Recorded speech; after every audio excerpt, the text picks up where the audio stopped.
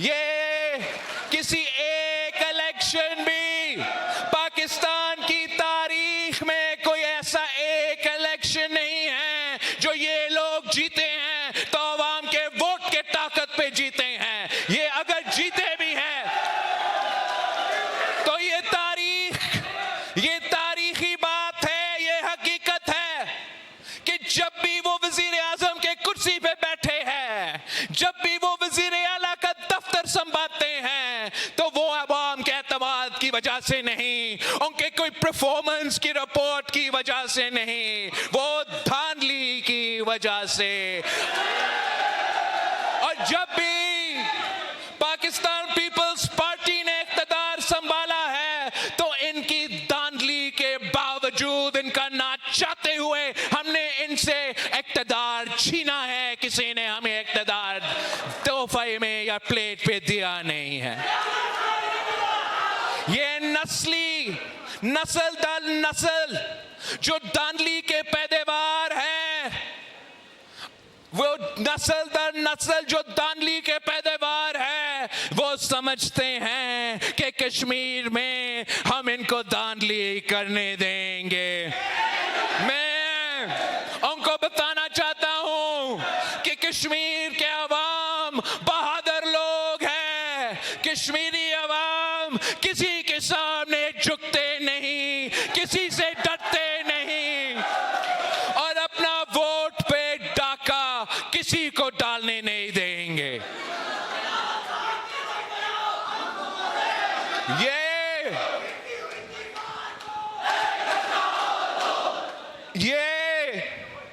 जब पहले दफा इनका जमात का कायद पंजाब का वजीर आला बना तो वो धांधली की वजह से और IJI का कहानी की वजह से वो वजीर आला का कुर्सी संभाला।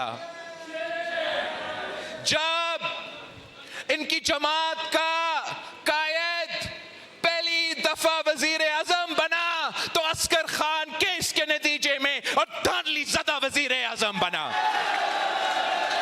जब तीसरी दफा वजीर आजम बना तो आरओ इलेक्शन की वजह से वजीर आजम बना। अगर कोई आज वजीर आला का कुर्सी कोई संभाल रही है और अगर कोई वजीर आजम का कुर्सी संभाल रहा है तो बच्चा को मालूम है कि ये आपकी कारकर्दगी की वजह से नहीं, ये अवाम की वोट की वजह से नहीं, ये फॉर्म 47 की वजह से, फॉर्म 47 की वजह से बैठे हैं। वो किस मुंह से इनकार कर सकते हैं? वो कैसे कह सकते हैं? गाली देते हैं तो वो आपसे वोट नहीं मांग रहे, वो आप पे हक पे डाका मारना चाहते हैं, आपके वोट पे डाका मारना चाहते हैं। मगर उनको मैं बताना चाहता हूं कि ये मुजफ्फराबाद है, श्रीनगर नहीं है। इंशाअल्लाह ताला मुजफ्फराबाद डिवीजन में रहने वाले आपका धांधली के साजिश को नाकाम करवा देंगे। कोई इनकार कर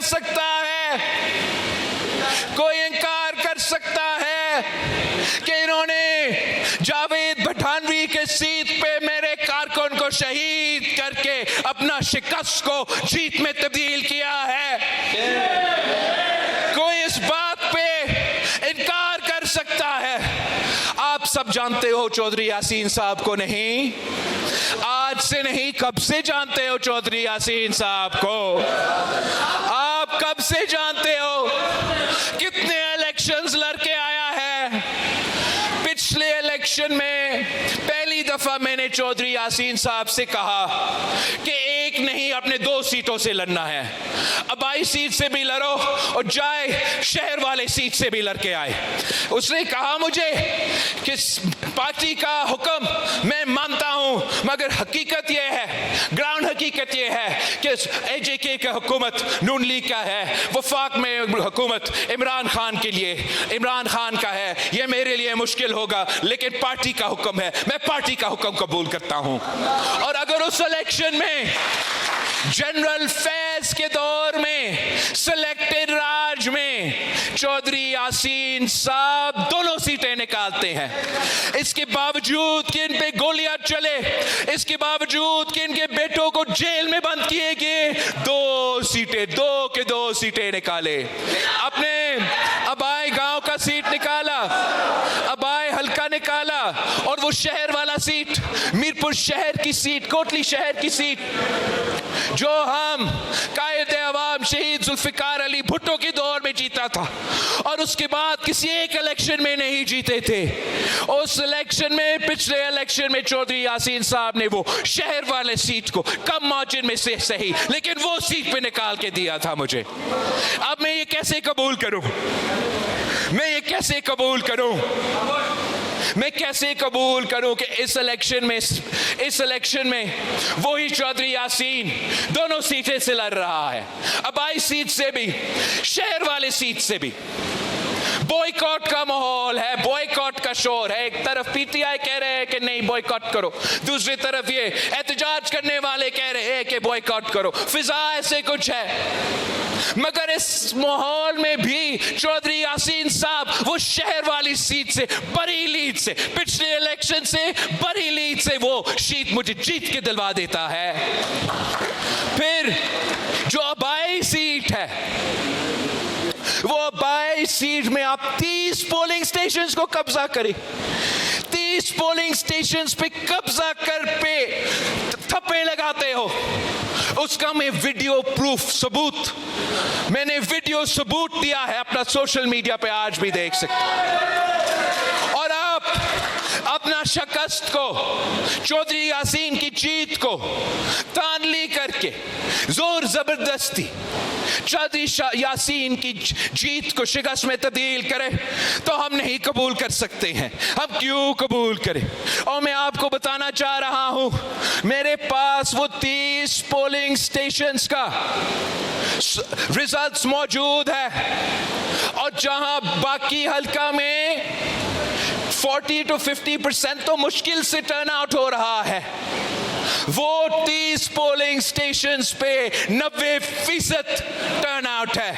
तो क्या ये मैं मानूं कि बाकी पूरा कश्मीर में आपको वोट डालने के लिए कोई तैयार नहीं, बाहर इतना जोर से आने के लिए तैयार नहीं, लेकिन यहाँ जहां मेरे पास वीडियो सबूत है, जहां आपने 30 पोलिंग स्टेशंस को कब्जा किया है, वो हम रिजल्ट कबूल करने के लिए तैयार नहीं है।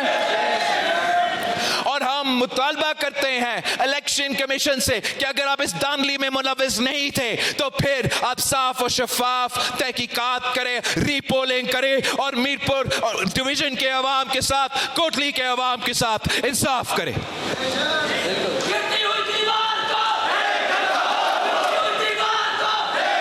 वैसे ही आपने चौधरी इखलाक के साथ क्या किया हमारे सामने है, वैसे ही आपने भिंबर में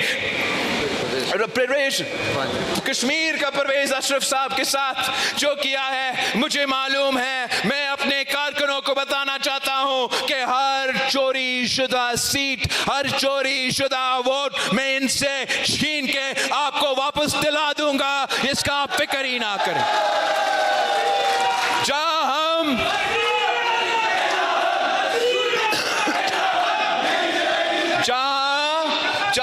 शिकस्त सियासी मैदान में, हमें अगर शिकस्त मिलती है तो मैं शिकस्त कबूल करने के लिए तैयार हूं, लेकिन जहां आप धांधली से मेरे मैंडेट चोरी करते हो, फिर मैं वो चोरी शुदा रिजल्ट को तस्लीम करने के लिए तैयार नहीं। जहां ये वोट, ये इलेक्शन अहमियत रखते हैं, लेकिन वोट से ज्यादा अहम जान है।